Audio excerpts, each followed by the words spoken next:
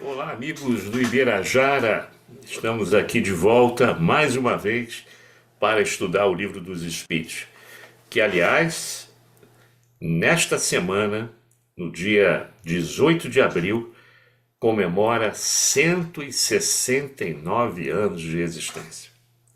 É um livro que até hoje se torna atual e consolador, explicando o porquê de tudo que nos acontece, da onde a gente veio, o que a gente está fazendo aqui e para onde iremos retornar lá na erraticidade, explicando tudo aquilo que nós, seres encarnados, precisamos lembrar, rever, para poder levar uma existência muito melhor, mais tranquila, com mais fé, com resignação em relação aos desígnios divinos. Nada acontece por acaso, tudo tem uma razão de ser, e o Livro dos Espíritos, com a sua cientificidade, com a sua lógica, com o seu bom senso, que sempre caracterizou o trabalho do nosso querido Hipólito Leon Derizard Rivaio, nos traz tudo o que precisamos para entender o porquê da vida, dos contrastes, das dificuldades, das provas e das expiações. E hoje o assunto que nos traz aqui, se vocês me permitem compartilhar o material com vocês, aqui está, nós vamos falar de simpatias e antipatias terrenas. Assunto bem interessante, hein? Por que é que eu me dou mais com o meu vizinho do que com os meus irmãos e irmãs dentro da minha residência, da minha casa espírita? Por que que com uma pessoa eu tenho aquela simpatia imediata por ele, aquele carinho imediato por ele, e o outro eu tenho total antipatia, não quero nem vê-lo perto de mim? Interessante esse estudo de hoje. Ele vai das questões 386 até 391. Então, sem maiores delongas, vamos iniciar o estudo como a gente sempre faz, procurando pontuar as questões. E como são poucas questões, vamos tirar bastante reflexões disso aí. Então vamos começar com a questão 386, né? Kardec pergunta assim: podem dois seres que se conheceram e estimaram encontrar-se noutra existência corporal e reconhecer-se? Quer dizer, lá atrás eles já conviveram e agora, numa nova existência, existe essa possibilidade de reconhecer-se? Aí o Espírito de Verdade diz assim: olha, reconhecer-se não.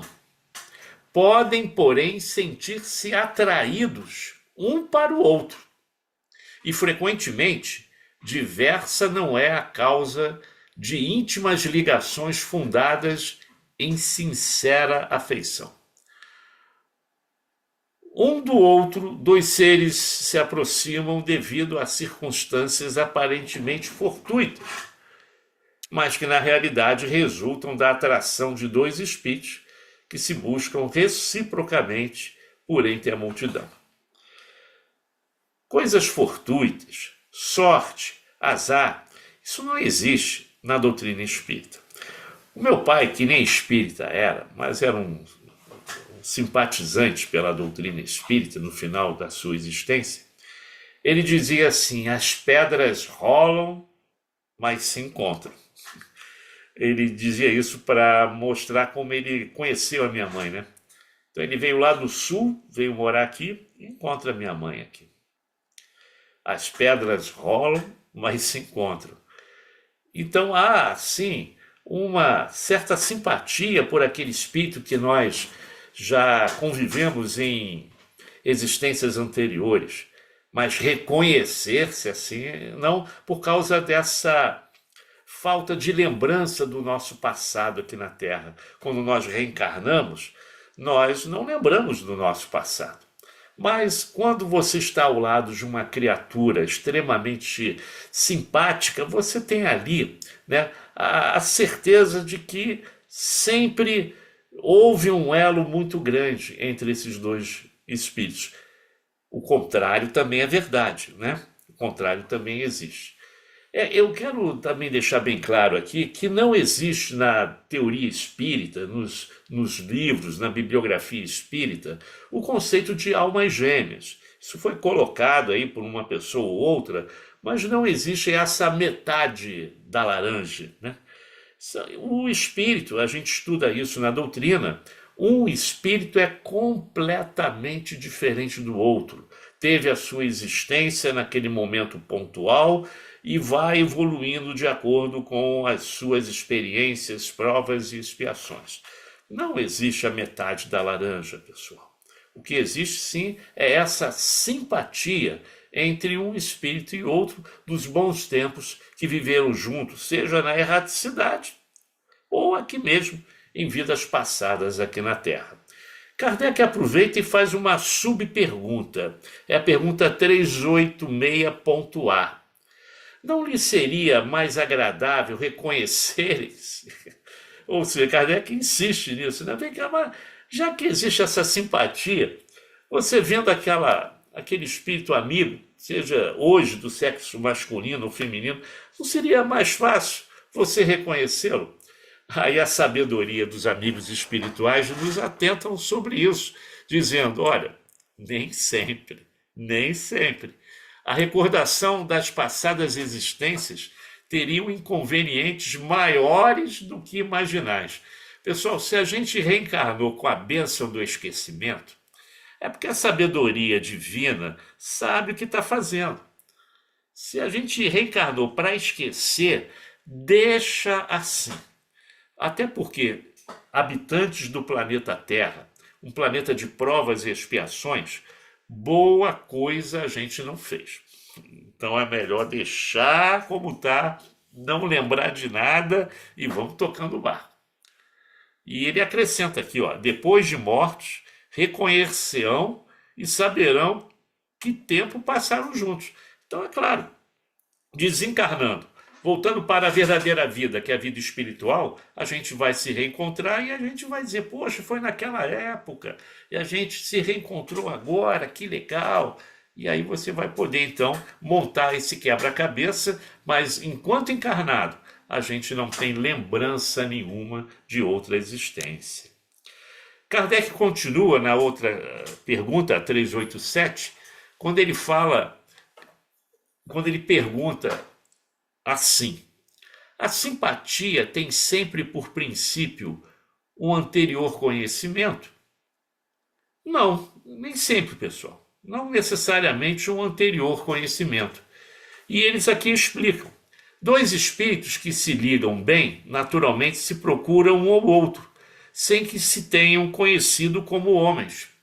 E é verdade, quando a gente estuda a escala espírita, que vai da questão 100 até 113 do Livro dos Espíritos, Kardec coloca lá 3 ordens de espíritos, cada ordem com as suas classes, né?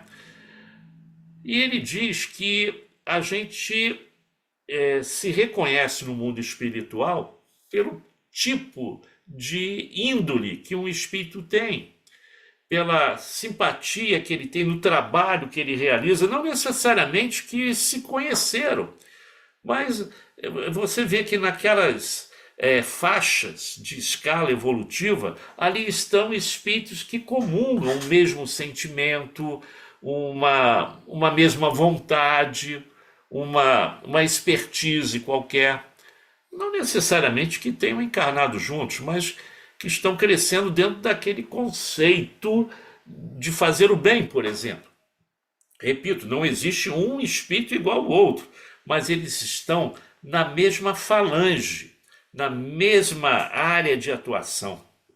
Então, eles serão colocados ali pelo tipo de pensamento, na sua hierarquia moral e intelectual, convivendo como eles gostariam de conviver com pessoas que pensam como eles, né? E a 388, Kardec pergunta o seguinte: os encontros que costumam dar-se de algumas pessoas e que comumente se atribuem ao acaso não serão efeito de uma certa relação de simpatia? Nós já falamos aqui sobre o acaso, sorte, azar. Então, eles são corretos na resposta. Entre os seres pensantes, há ligação que ainda não conheceis. Por exemplo, o magnetismo. O magnetismo que atrai esses espíritos de mesma índole, aquilo que lhes apetece, algo em comum, né? O magnetismo é o piloto desta ciência, que mais tarde compreendereis melhor. O que ele está querendo dizer aqui é que a gente ainda não tem condições de entender determinadas coisas que acontecem no universo, no nosso planeta, na nossa própria constituição perispiritual. Então, no momento certo, quando a gente estiver lá, já num grau mais elevado, na hierarquia infinita da evolução do espírito, aí a gente vai entender tudo isso aí. Mas no momento, nós não temos condições de entender isso. Isso os espíritos já falaram para Kardec várias e várias vezes, né? Aí vem a 389. E a repulsão instintiva que se experimenta por algumas pessoas, de onde se origina? Aquela repulsão quase que automática, instintiva mesmo. Poxa, eu não conheço a criatura, mas eu já senti que eu não tenho nenhum amor por ela, nenhuma simpatia. A gente tem que amar, mas a gente ainda está preso nessa antipatia, né? E aí eles falam, aí nesse caso são espíritos antipáticos que se adivinham e reconhecem e se falam. Aliás, sem se falarem, perdão, sem se falar, não precisa falar. Bota lá junto, um com o outro, você já sente uma repulsão. A gente tem que lutar contra isso, pessoal, mas ainda somos espíritos imperfeitos, crianças espirituais, né? Como diz Emmanuel. Então a gente ainda prefere ficar distante. E aí ele faz uma outra pergunta, a 390, em relação a essa anterior. A antipatia instintiva é sempre sinal de natureza má? Quer dizer, o fato de eu me distanciar daquela criatura que eu não simpatizei mesmo por ela, não tenho carinho assim por ela, enquanto que outros a gente fica fã de graça, né? A gente se entrega de graça. Mas o fato de eu querer me distanciar daquela criatura ali, isso é uma natureza má da minha parte? Aí os espíritos, eu acho que eles sossegam o nosso coração dizendo o seguinte: de não simpatizarem um com o outro, não se segue que dois espíritos sejam necessariamente maus. A antipatia entre eles pode derivar de diversidade no modo de pensar. À proporção, porém, que se forem elevando, essa divergência irá desaparecendo e a antipatia deixará de existir. E há antídotos contra isso, pessoal, né? Existe sempre aquela história da sogra, né? Com a nora, né? Elas não se dão. Olha, se um dos dois lados começarem a fazer carinhos, demonstrações de afeto, de amor, o outro lado vai ceder, pessoal. O amor é incorruptível. Então, quando você mostra que você tem carinho por aquela criatura, você desmonta o outro lado. Porque ele vai reconhecer, puxa vida, ele está sendo tão legal comigo, eu estou sendo tão antipático com ele, vou tentar melhorar essa relação. Claro que não existe milagres, não vai acontecer de uma hora para outra.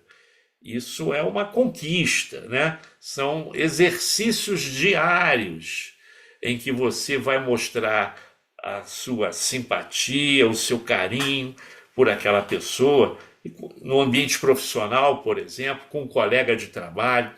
aquele colega complicado, aquele colega difícil, mas ele está precisando de carinho e não é por acaso que ele está ali do teu lado. Não é por acaso que ele está ali. Então, tente dar o melhor possível para esse irmão, todo o carinho que ele mereça. É um exercício no bem. E onde é que a gente vê isso com mais frequência?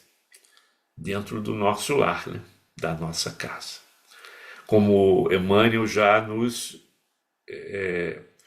demonstrou de forma inequívoca que muitos entes queridos que estão dentro da nossa casa são aqueles que nós prejudicamos no passado e que reencarnam pela bênção do esquecimento para ali, dentro daquele contexto familiar, começar a se amar, a se perdoar, a ter uma nova oportunidade de se amarem. Talvez a consolidação desse amor vai se dar na outra existência, mas já começou, é um processo, é o início de um processo. Isso também pode acontecer. Questão 391. A antipatia entre duas pessoas nasce primeiro na que tem pior espírito ou na que tem o melhor? A resposta anterior já deu uma dica sobre isso, mas Kardec é aquele cara que persegue a pergunta, que quer pegar o espírito no contrapé, mas não consegue, né? Mas eles já, de uma maneira direta ou indireta, já responderam isso lá atrás. Mas o Espírito de Verdade fala assim para o questionamento do professor Rivaio. Numa e noutra, indiferentemente, mas distintas são as causas e os efeitos nas duas. Um espírito mau antipatiza com quem que o possa julgar e desmascarar. Ao ver pela primeira vez uma pessoa, logo sabe que vai ser censurado. Seu afastamento dessa pessoa se transforma em ódio, em inveja, e lhe inspira o desejo de praticar o mal. Isso que tem que ser evitado, né? E o bom espírito sente repulsão pelo mal, por saber que este não o compreenderá e porque díspares dos deles são os seus sentimentos. Entretanto, consciente da sua superioridade, não alimenta ódio, nem inveja contra o outro, nem vai querer o mal dele, de forma alguma. Limita-se a evitá-lo e a lastimá-lo. Quer dizer, ainda tem muita água para passar nesse processo de transição aí, do rio até o mar. Então, temos sim que saber lidar com as intransigências do nosso amigo aqui do lado, dentro do ambiente de uma casa espírita, no ambiente de trabalho. Na casa espírita também tem. Poxa, mas dentro de uma casa espírita, Marcos? Sim, existe muita antipatia entre frequentadores de uma casa espírita. E aí que o dirigente, ao receber esses trabalhadores heterogêneos, vai tentar, através do estudo doutrinário, da prática do amor e da convivência fraterna, fazer com que todos possam se unir, darem as mãos a favor da divulgação do Evangelho de Jesus. Porque se começar a haver esses conflitos entre grupos, entre pessoas, a casa espírita poderá deixar de existir, porque os companheiros vão sair da casa e aí quem perderá? Os amigos espirituais que precisam da casa espírita também para estudar, para ter a oportunidade de se educarem nas reuniões mediúnicas, através dos estudos que a casa também oferece. Então todos perdem, encarnados e desencarnados, todos perdem. Por isso, os melhores sentimentos de amor, de carinho, aos irmãos frequentadores da casa espírita. Vamos deixar os milindres de lado, os preconceitos, né? A inveja. Ninguém é dono de cargo nenhum. Ninguém é dono de nada dentro da casa espírita. Tudo pertence a Jesus. Somos colaboradores. Então vamos deixar esses rancores, esse mal-estar de lado para trabalhar com Jesus na divulgação do seu evangelho.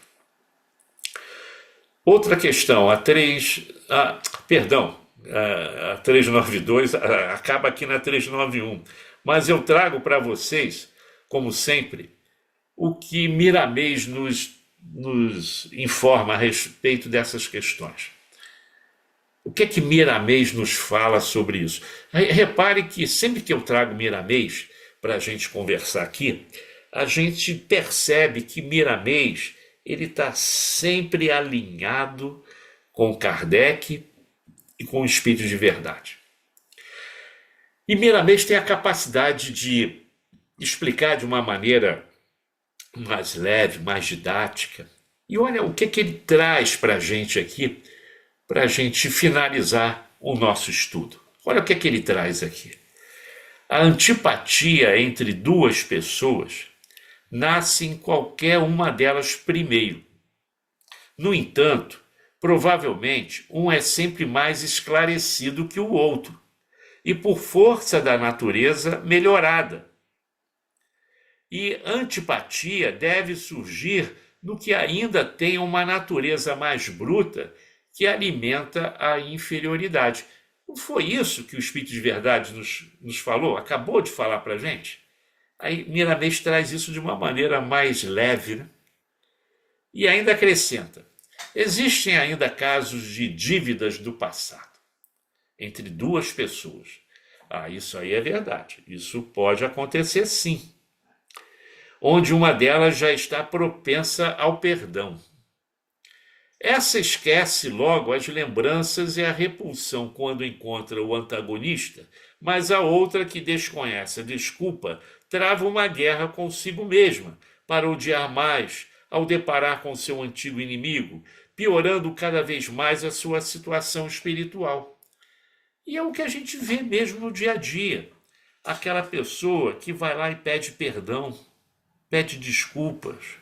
E tem o outro que não quer perdoar, não aceita o perdão do seu companheiro. E tem também aquele, isso o Chico recomendava muito, né? As pessoas iam lá em Uberaba conversar com o Chico, né? Fazer um verdadeiro atendimento fraterno com o Chico, reclamando, falando, descrevendo das suas dificuldades.